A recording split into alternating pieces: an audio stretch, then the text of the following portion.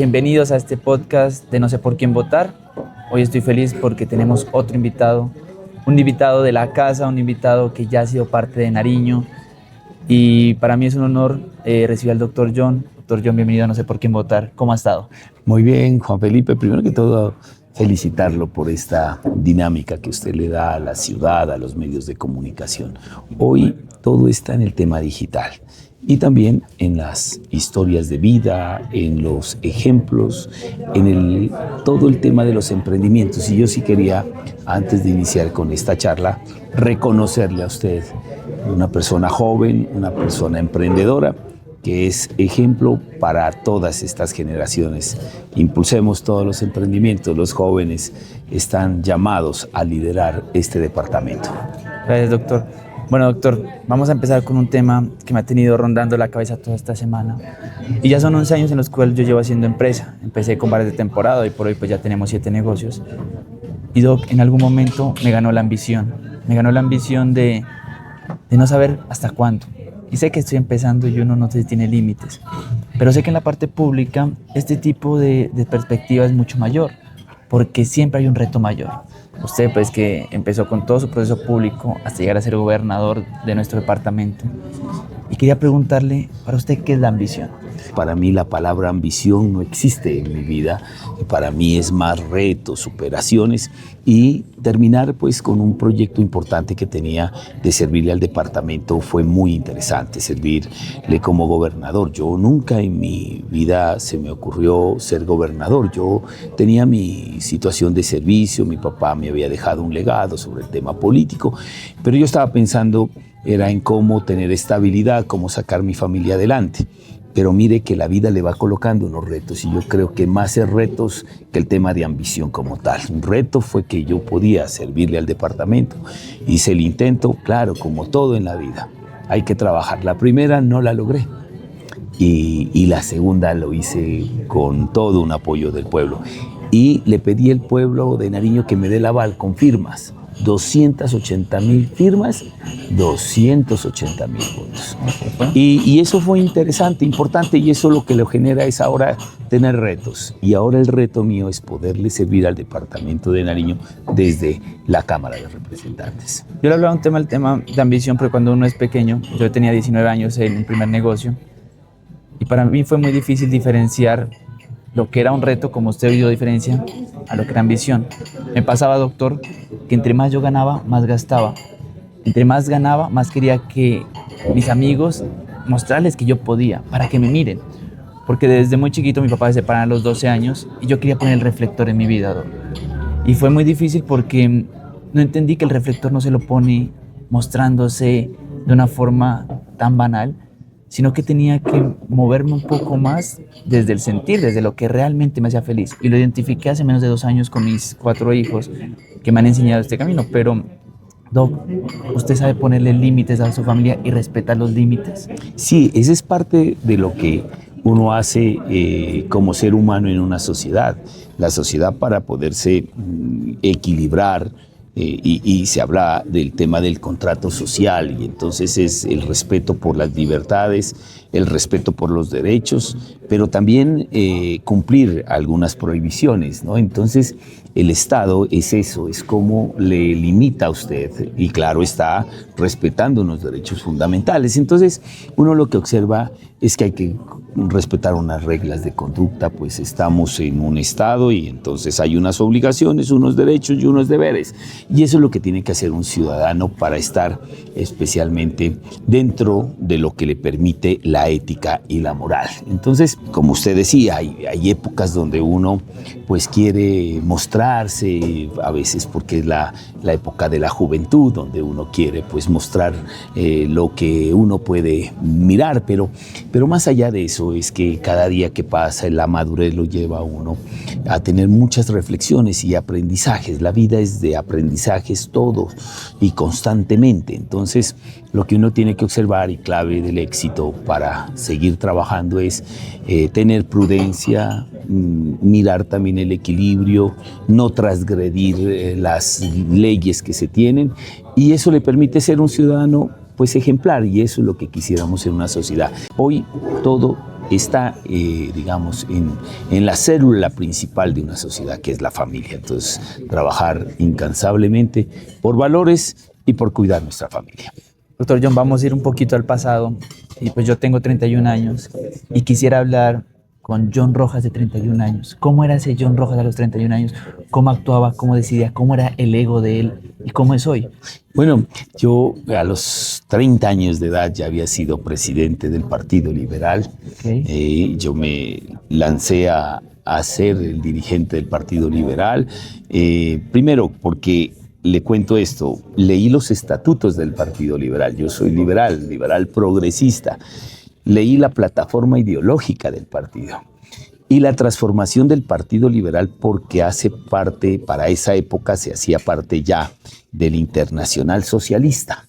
Entonces son principios, valores frente a lo que es la libertad digamos, de manejo, la libertad es en muchas cosas, pero también el respeto hacia las normas. Entonces yo ahí ya era el presidente del directorio departamental liberal, venía de hacer el ejercicio como presidente de la Junta de Acción Comunal de mi barrio en Buesaco, del barrio El Socorro, o sea, tenía un liderazgo comunal y comunitario, y tenía un legado de lo de mi padre, que ya había perdido la vida en el conflicto. Entonces era esa suma de fuerzas, esa suma también de querer mostrar como víctima del conflicto un papel muy difícil que uno vive, que uno busca siempre como víctima, es la verdad. Y yo iba a trabajar incansablemente para encontrar la verdad, que era lo que había sucedido con mi padre. Y eso es lo que uno busca. ¿Para qué? Para terminar uno diciendo de que en la sociedad es que hay que mirar también el tema del perdón. Hay que perdonar. Entonces es una capacidad que uno la va logrando con el tiempo. Entonces a esa edad yo pensaba era en toma de liderazgo, como mostrar una faceta importante de mi vida. Tenía proyectos interesantes de consolidar pues mi familia, trabajar por ellos. Tengo pues mis hermanos que tenía que sacarlos adelante. Igualmente pues ya había nacido mi hija y eso es una parte interesante. Entonces para los 30 años uno que está buscando cómo tener su vivienda, y trabajaba uno incansablemente para tener vivienda, y de ahí estaba ya pensando en cómo hacer un trabajo importante por el departamento de Nariño. O sea, ya la esfera había mirado de que podía lograr un reconocimiento departamental como presidente del Partido Liberal, pues eso tenía que trasladarse también a un trabajo en el departamento. Y entonces pude hacer un trabajo interesante, abrir las puertas en la ciudad de Pasto, que es la ciudad de todos, ¿no? Aquí llegamos de todos los municipios y yo quiero mucho a Pasto, porque Pasto me brindó todas las posibilidades de crecimiento, seguirme preparando. Esa fue siempre mi trabajo cuando tuve pues la edad más importante de la vida, que es a los 30 años, ¿no? Donde uno ya está visionando el futuro para tener una seguridad, una tranquilidad de todos y servirle a la gente. Oh, y qué importante, Doc, decía algo, usted buscaba la verdad de lo de su padre, pero en algún momento, si llega el perdón, tuvo que haber existido rencor, y muchos de los jóvenes vivimos con rencor al abandono de un padre, a la soledad que la sociedad nos propone, rencor a los mismos compañeros de colegio. ¿Y cómo usted pudo volver ese rencor en el perdón? Porque es un proceso no fácil. No es fácil, claro. Digo, yo cuando pierdo a mi padre tenía 23 años. Claro, entonces uno se llena, como todos los jóvenes, de rencor, pero va pasando el tiempo, ¿no? El tiempo sana heridas, el tiempo y el trabajo, la dedicación va avanzando. Y llegué al momento de hacer, digamos, un estudio frente a lo que ocurre en nuestra sociedad.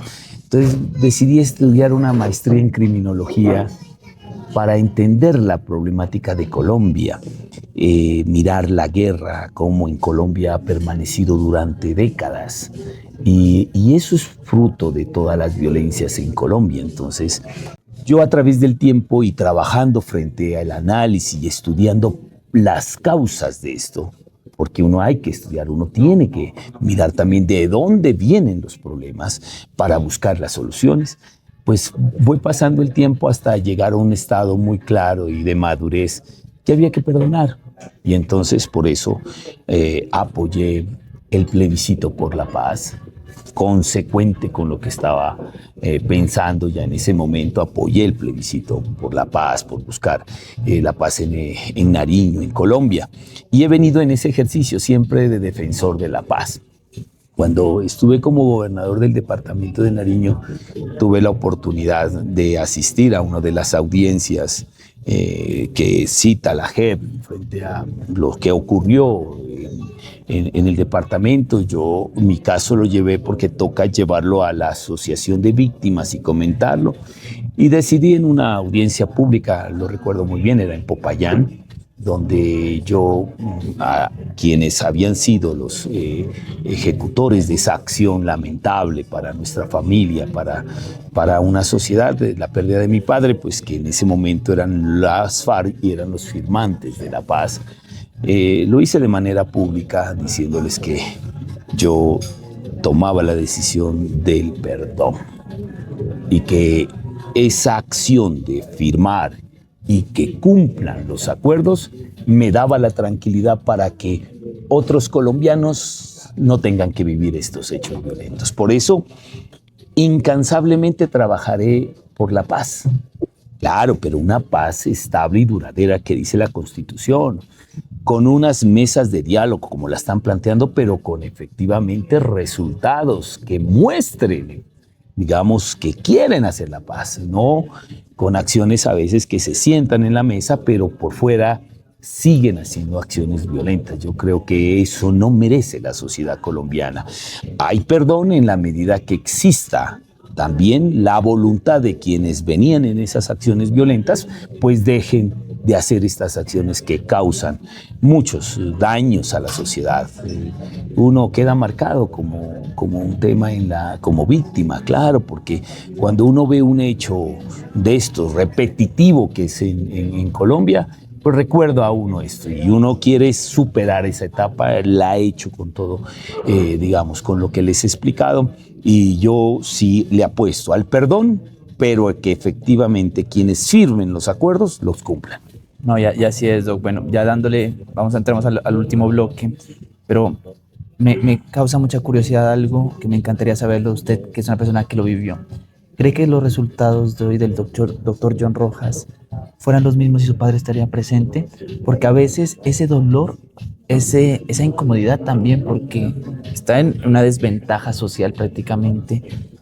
¿Cómo lo movió? ¿O cómo estarían hoy si su papá estaría en vida? Bueno, yo me imagino, digamos, si mi papá existiera, me acompañara, tal vez yo no hubiese incursionado en la vida política. Yo lo que con mi padre teníamos previsto, a él sí le gustaba el servicio, había sido alcalde por decreto y en 2 oportunidades se había iniciado su proceso de elección popular de alcaldes. No lo logró, porque para ese momento había un tema en mi pueblo de liberal y conservador. Mi padre era liberal y mi pueblo es conservador. Luego eso ya ha superado, ya no existe eso, y en Buesaco se elige sin tener en cuenta ya los partidos, pero para la época que mi padre hacía política sí era marcado el tema de ser liberal o conservador. Pero ¿qué es lo que yo diría para decirles a ustedes? Si mi padre existiera, pues yo lo que estuviese hoy es acompañándolo en sus acciones. Creo que mi padre avanzaría mucho en un tema de haber sido alcalde para mi pueblo y haber servido como diputado. Creo que yo lo estaría acompañando en el tema del Congreso, porque él sí tenía esa situación. Y para mí, cuando sucede lo de mi padre, se me convierte en un reto. Claro. ¿Ya? Entonces decía yo, este era el camino que tenía trazado mi padre. Yo no, yo tal vez acompañarlo a él en todas sus iniciativas, porque uno siempre acompaña al papá en las decisiones que adopta, ¿no? Y como había perdido a mi padre, entonces yo dije, esto era lo que quería mi padre, voy a iniciar ese ejercicio. Y terminé pues en un tema de un reto mucho mayor al que mi padre se había trazado para ese momento, que fue ser gobernador del departamento de Nariño. El tema del Congreso, mi padre sí lo creo que en su mente lo tenía tenía. algún día, y yo lo que hice pues es lograr ser gobernador. Entonces yo creo que ahí uno demuestra también el tema de decir del dolor, de eso, convertirlo en una gran potencialidad para uno lograr también avanzar. O sea, yo mi dolor lo trasladé a poder lograr efectivamente los sueños de mi padre. Entonces yo trabajo es por un legado, por un sueño, como muchos que han sido víctimas de la violencia, de lo que no pudo hacer y lo tenía en mente el ser querido, pues uno trata de proyectarlo con uno, ¿no? Entonces eso lo hicimos y me siento muy satisfecho y yo lo que les puedo decir a todos los que nos miran por este importante medio es que mi padre se convirtió en mi ángel. Yo siempre que hago un emprendimiento, una acción, voy y le pido mucho a mi padre que me ilumine, que me guíe por el mejor camino y la verdad tengo un ángel. Y qué lindo eso porque en algún momento también mi papá es mano derecha, yo soy su mano derecha y sigo mucho los pasos de él. Tomé una independencia, pero yo iba atrás de los sueños de mi papá y espero cumplirse y creo que él lo mira como su papá. Estoy seguro que desde donde esté dice, uy, cumplió mi sueño. Pero ahí me surge otra pregunta pequeñita, me salgo del contexto, es, aparte del tema político, ¿cuál es el sueño de John Rojas? Independiente, dejemos la política a un lado.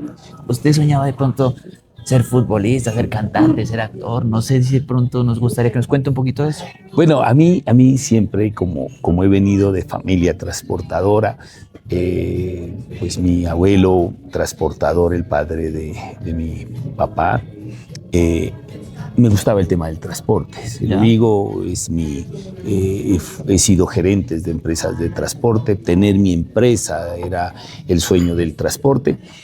El tema político era de mi padre. Yo venía a acompañar a mi padre porque yo vivía en Cali, estudiaba en Cali, yo era mecánico en Cali.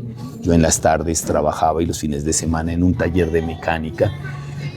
Ayer me enteré que un primo que trabajaba conmigo falleció, Héctor Mayama, con él trabajé en Cali y en Jamundí, haciendo mecánica y vendiendo repuestos. Entonces ese era mi sueño, o sea, era tener una empresa, era tener mi almacén de repuestos, era en lo que a mí eso sí me apasiona.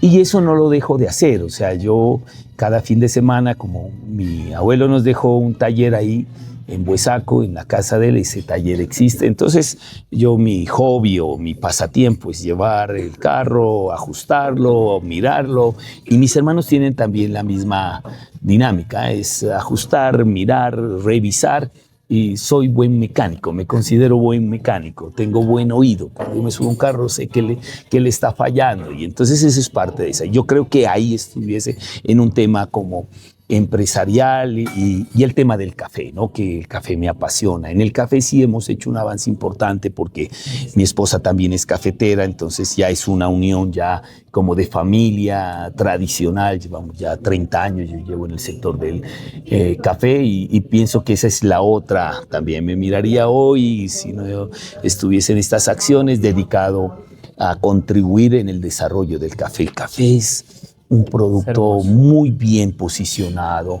no hay mucho, digamos, que hablar en el mundo del café, ya tiene marca propia y más nuestro café. Entonces yo digo que es un buen camino como el cacao. Entonces esa parte las combinaría, estaría en el sector del transporte y estaría en el sector cafetero, porque eso es lo que pues lo conocemos y que me apasiona, o sea, me encanta yo hablar de café. Tuve la oportunidad de ser docente en la Universidad Cooperativa en la especialización de café y lo hacía con toda la disposición de lo que habíamos podido avanzar. Entonces, esas son como, digamos, para decir que el tema de la política fue un tema que aparece en el camino y ya le digo, se convierte en un reto por lo que sucede con mi padre, pero también lo hago con mucho cariño y con mucha humildad para servir a la gente. Y así lo hemos visto. Bueno, ya las dos últimas preguntas y ya son sobre sus propuestas en el Congreso. Y sabía que de cada 10 personas que se suicidan, 8 son hombres. Entonces, hay un tema de la salud mental que preocupa, y es que los hombres cada vez se expresan menos y ocultan más esas cosas que quieren sacar. Entonces, me encantaría saber, Doc, cómo usted cuando ya sea congresista, cuando ya esté allá representándonos, ¿tiene alguna propuesta en pro de la salud mental de los nariñenses? Efectivamente, mira, es una buena pregunta. Una vez pasó tema de pandemia, los problemas se agudizaron en la parte de salud mental. La pandemia trajo varios problemas y evidenció varias debilidades y también llevó a unos retos importantes, por ejemplo la conectividad, hoy todos nos conectamos, trabajo en casa, eso cogió mucha fuerza. Pero lo que sí quedó claro es el tema de salud mental. Yo fui defensor delegado para la salud y la seguridad social en Colombia y uno de los problemas graves era el problema de salud mental. Lo que pasa es que no le ponen atención, más nos vamos por el tema físico, ¿no? De dolencias físicas, pero la salud mental es un tema que hay que analizarlo y mira que ahí se transmite esto de las decisiones que adopta la gente. Entonces yo apoyé un proyecto importante con regalías, le invertimos 3.000 millones de pesos para la atención a la salud mental y creo que ahí hay que hacer un trabajo súper importante porque a esto no se le está prestando atención. Yo voy a llegar al Congreso de la República primero a tocar el tema y a llevar esa reforma a la salud al debate. La reforma a la salud no puede ser hundida en la mesa, o sea, que por qué no cumplió un requisito, entonces no le da trámite. No, si cuando Colombia el problema más grande es el tema de la salud, lo vamos a llevar y lo vamos a poner en la agenda para que exista debate en la reforma a la salud y vamos a ponerle toda la atención a lo que es la salud mental. No, y muchas gracias por eso, porque los jóvenes necesitamos aprender a que la salud mental es un tema que puede solucionarlo todo. Yo le cuento, pues ya finalizando este podcast y gracias por el espacio, venía en mi carro escuchando un podcast que me encanta, que se llama Roca Project, y en este podcast siempre hace una pregunta que yo decía, hoy quiero hacerle esta pregunta al doctor John Rojas y es el siguiente. Es un tema de espiritualidad, pero me pareció fascinante y la pregunta es, Doc, si usted le pudiera hacer una pregunta a Dios, ¿cuál sería? Bueno, a mi Dios le preguntaría que qué tiene deparado para mí de aquí hasta el final de mi vida. Quisiera que Él me lo fuera diciendo y son mensajes importantes que manda mi Dios. Y yo quisiera saber dónde vamos a terminar.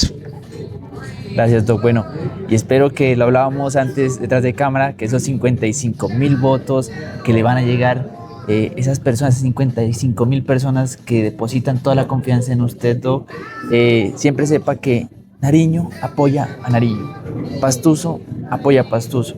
Y nuestra visión es siempre propiciar eso. Pastuso apoya a Pastuso, nariñense apoya a nariñense. Así que, Doc, para finalizar, déjele un mensaje para que el Nariño se una, que ya no existan más rivalidades, que ya no existan más egos y que el ego político cada vez sea compromiso político, que sea un tema de escucharnos a todos. Así que, Doc, lo dejo. Bueno, el mensaje es muy claro.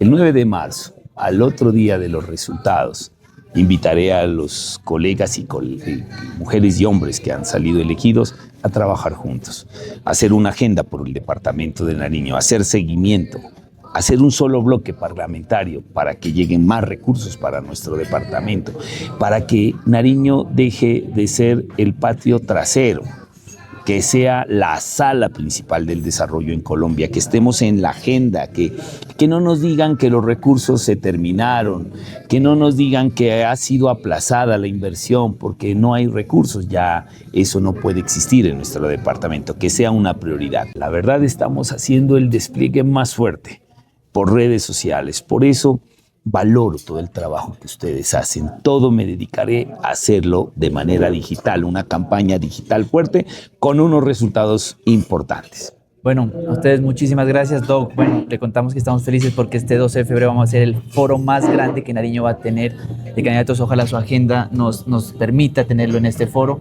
pero aquí vamos a conocer a las personas. Ya hemos escuchado mucho de política y ahora queremos escuchar a las personas, como hoy lo hicimos con el doctor John Rojas, así que, Doc, totalmente invitado y esperamos verlo por allá. Y a ustedes muchas gracias, nos vemos en nuestro próximo capítulo de No sé por quién votar. Doc, gracias. Muchas gracias.